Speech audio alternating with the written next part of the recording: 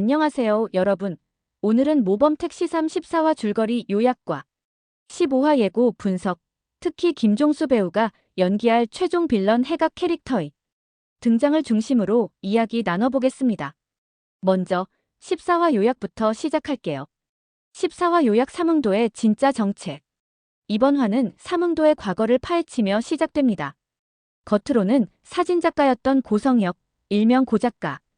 하지만 7년 전 그는 특수부 검사였고 그 경력을 바탕으로 직접 삼흥도라는 범죄 플랫폼을 설계합니다. 그는 과거 자신이 불기소 처분을 내려준 여예림, 주석봉, 김철민 같은 전과자들을 끌어모아 보이스피싱 감행 교육부터 범죄 매뉴얼까지 제공하는 완성형 범죄 생태계를 구축했죠.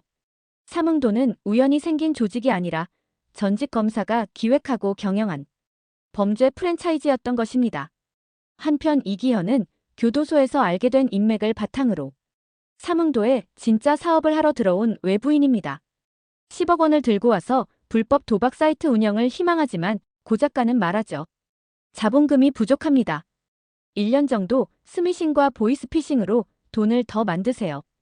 이 말은 조언처럼 들리지만 사실상 범죄에 입문하라는 정식 절차인 셈이죠.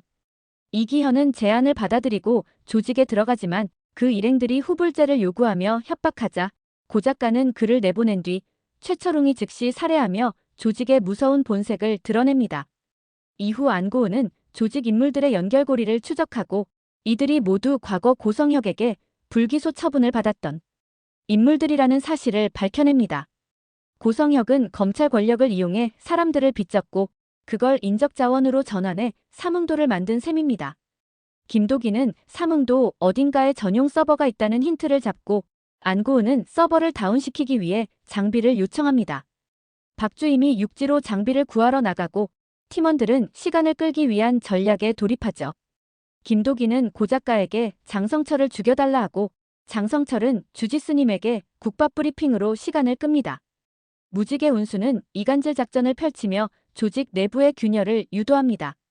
한편 안고은은 몰래 삼흥사에 잠입해 서버실을 찾아내고 해외 가맹점에 스페셜 DB를 유포, 서버를 완전히 다운시킵니다.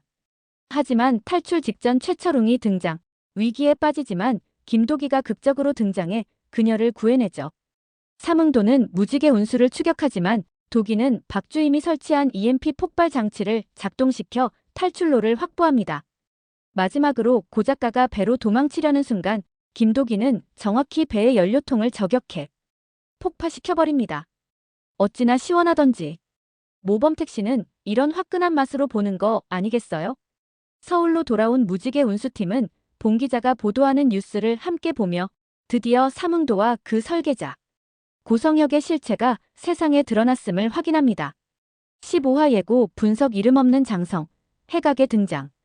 이제 본격적으로 15화 예고를 살펴보겠습니다. 김도기가 택시를 버리고 군부대 방향으로 이동하는 모습, 그리고 김종수 배우의 등장을 예고하는 미묘한 암시들이 가득했죠. 이번에 새롭게 등장할 인물은 이름 없는 장성, 해각입니다. 그는 직접 명령을 내리지 않고 실무도 지휘하지 않습니다. 하지만 모든 보고와 결재는 그에게 귀결되는 권력의 꼭대기, 즉 해각은 보이지 않는 명령권자입니다. 문제는 없도록 처리하세요. 이 말 한마디가 발포 명령이 되고 사망사고가 되고 결국 유가족 침묵으로 이어집니다. 해각은 총을 쏘는 인물이 아니라 방아쇠를 당기게 만든 구조 그 자체입니다. 김도기의 과거와 해각의 그림자. 여기서 중요한 연결고리 하나. 김도기의 군 시절, 그가 겪은 미확인 작전. 그 작전이 해각이 실험 운영하던 비공식 정리 작전이었을 가능성이 높습니다. 존재는 하지만 기록되지 않은 작전.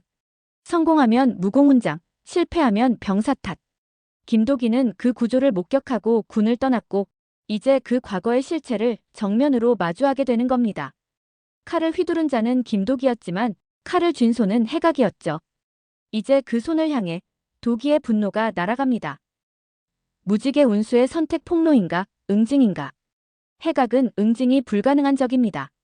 택시로 추격할 수 없고 주먹으로 해결할 수 없는 구조적 악.